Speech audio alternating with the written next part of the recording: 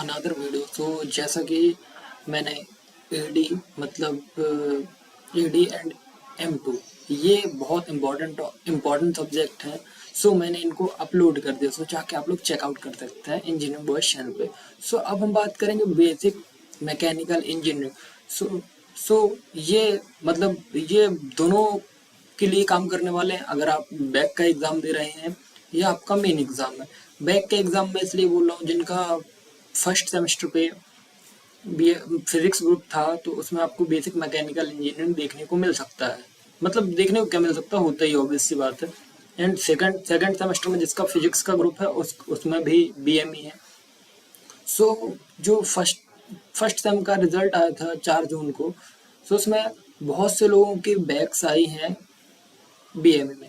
सो मैंने सोचा कि आप लोग पिछली बार अच्छे से पढ़ाई किए नहीं हो, दैट्स वाई मैंने भी मतलब बहुत से लोगों से पूछा, तो वो बोले भैया हम आपने इम्पोर्टेंट तो दिए थे बट हम पढ़ नहीं पाए और हमारे दिए हुए इम्पोर्टेंट फंसे थे। ठीक है। सो नाउ अब बात करते हैं कि अब आपका बेसिक मैकेनिकल इंजीनियरिंग का पेपर कब है। 28 जुलाई 28 जुलाई को आपका मंडे को पेपर है। एंड आज जून चल रहा है। सो मैं आपको ये वीडियोस 1 मंथ पहले अपलोड करके दे रहा हूँ। ठीक है। बस आपकी रिस्पॉन्सिबिलिटी कितनी है कि भैया अपनी तरफ से फुल एफर्ट्स कर रहे हैं आपकी हेल्प करने के लिए। सारे फ्री ऑफ कॉस्ट है, 1 भी % आपसे कॉस्ट नहीं ली जा रही है। आपको वन शॉट वीडियो भी प्रोवाइड किए जाएंगे। एंड अभी मैं आपको इम्पोर्टेंट क्वेश्चन एंड थोड़ा थोड़ा सा उनका ब्रीफ नॉलेज दे रहा हूँ। ठीक है।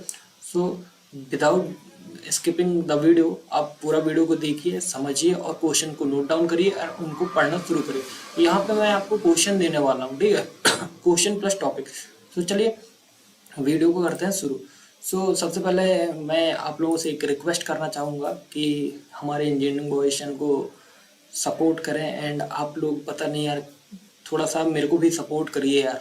मैं भी बहुत टाइम से काम कर रहा हूँ आप लोगों के लिए, हर एक चीज़ अवेलेबल करा रहा हूँ, हर एक चीज़ प्रोवाइड कर दे रहा हूँ, वो भी फ्री ऑफ कॉस्ट। ठीक ठीक है।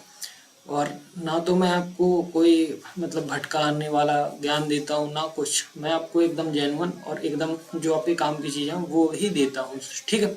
सो चलिए इम्पोर्टेंट 20 टॉपिक्स हैं, इसमें मैं आपको थोड़ा बहुत एक्सप्लेनेशन दूंगा, एडवांटेज बताऊंगा, डिसएडवांटेज बताऊंगा एंड यूज भी बताऊंगा आपको। सो चलिए हम पहली स्लाइड पे चलते हैं।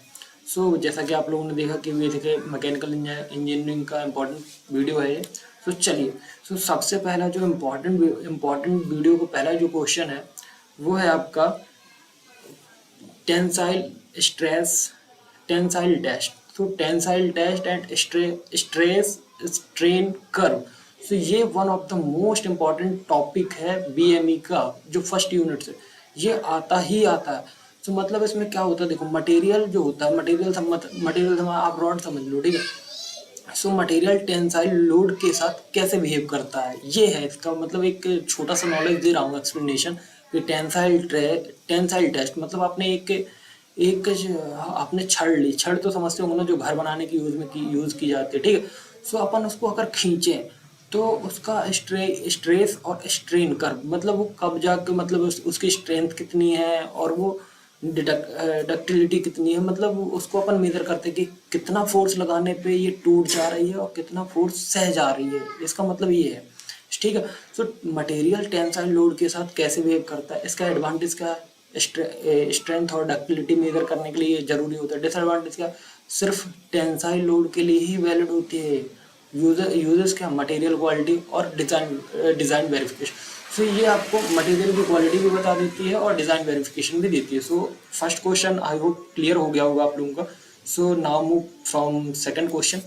सो modulus of elasticity. So material के स्टिफनेस का मेजरमेंट करता है। देखो modulus of elasticity is the one of the most important topic. So ये भी करके जाइएगा, छोड़िएगा मत, सारे इंपॉर्टेंट टॉपिक ही यहाँ पे आपको प्रोवाइड किए जाएंगे।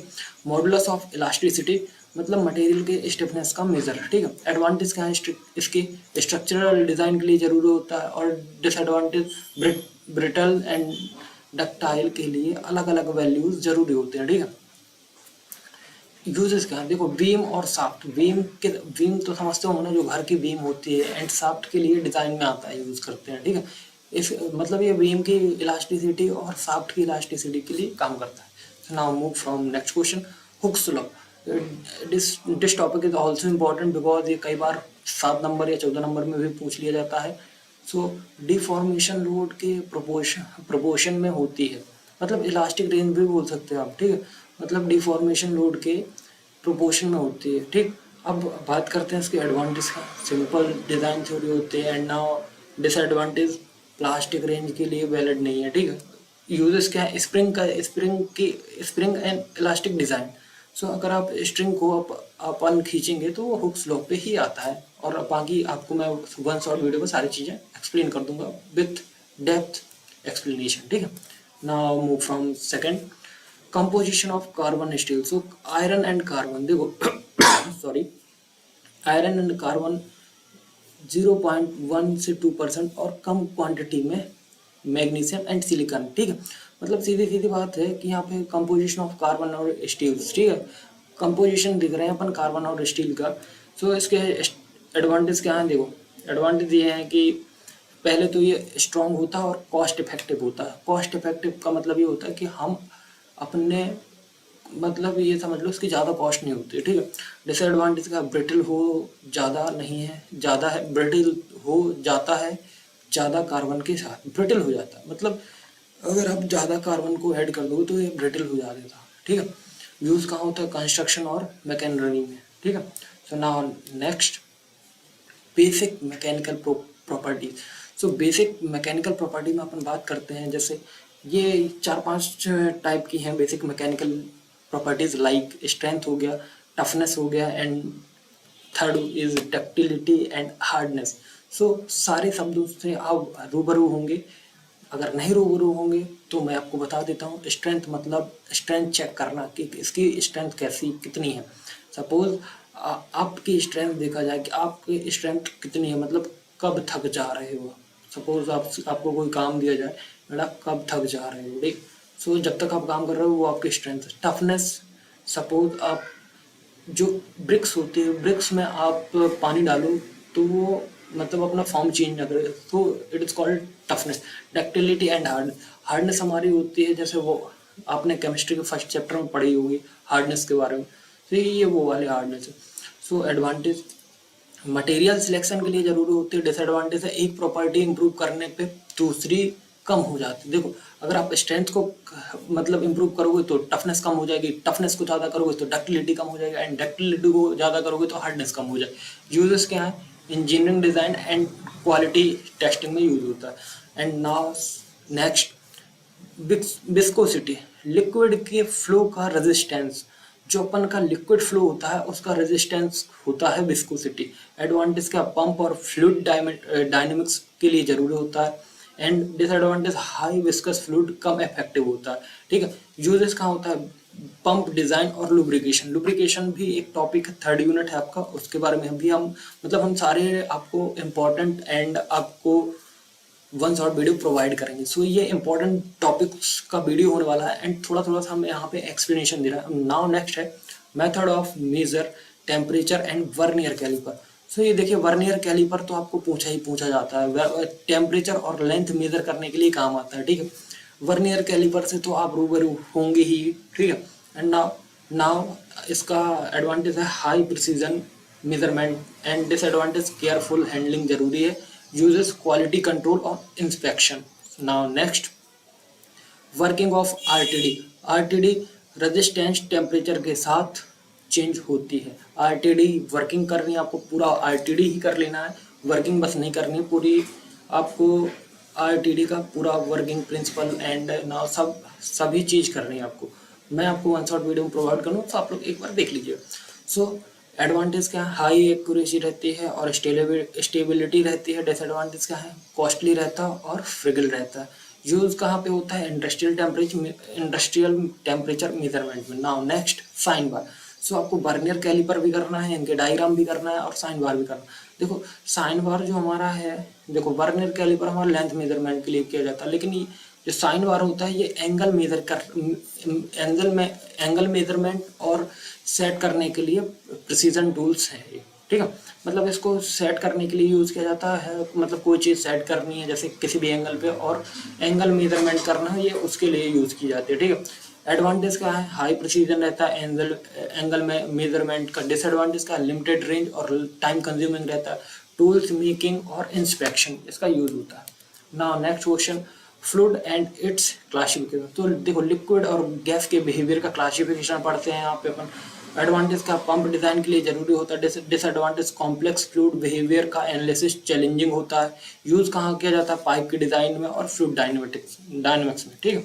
Now next, pascal law. Pascal law क्या है, प्रेशर फ्लूइड में इक्वली सेपरेट होता है। प्रेशर और फ्लूइड में इक्वली सेपरेट होता है। एडवांटेज क्या है, सिंपल और कॉस्ट इफेक्टिव फोर्स होता है, मल्टीप्लिकेशन। डिसएडवांटेज लीक्स के साथ सेंसिटिव होता है, ठीक है। यूजेस है हाइड्रोलिक प्रेस और ब्रिक्स, ठीक है। Now next, Bernoulli's equation. This is the important question for आपके आरजीबीबी एग्जाम के लिए। सो ये बर्नौलीज इक्वेशन जरूर से जरूर करिएगा, ठीक है। सो नाउ अब इसका देख लेते हैं। ये एनर्जी कन्वर्जन के लिए, ये energy conservation for fluid flow होता है। एडवांटेज है इसका, पंप और पाइप से डिज़ाइन के लिए ज़रूरी होता है।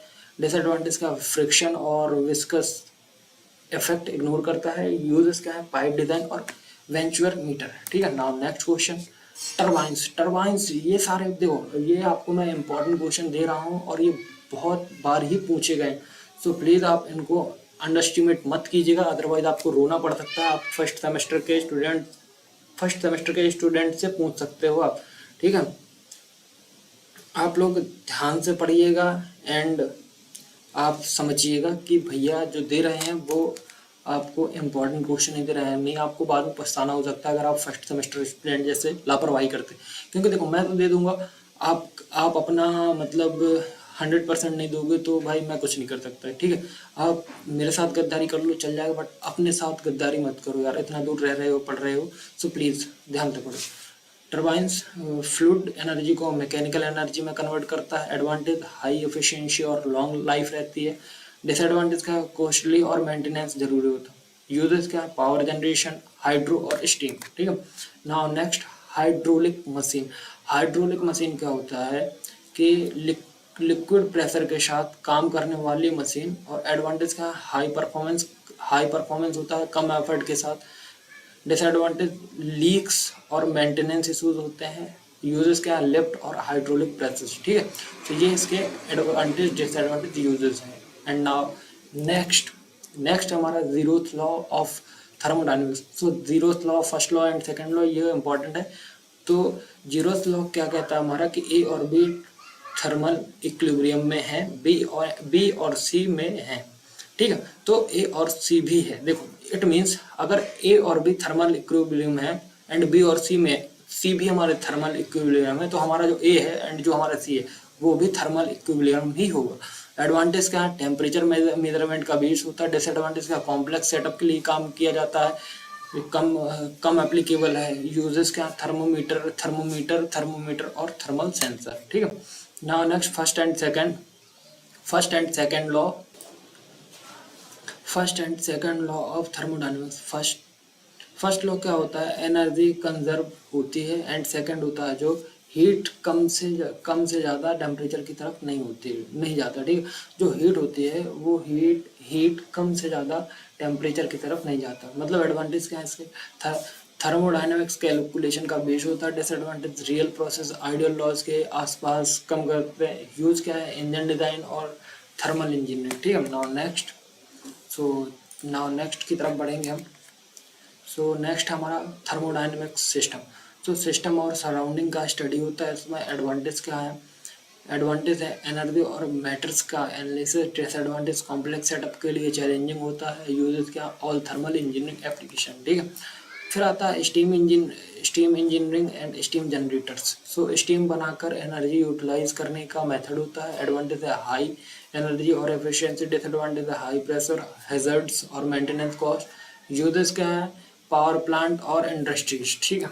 Now next, two stroke versus, four stroke engine. ये हमारे two strokes two wheeler and four wheeler में यूज किए जाते हैं।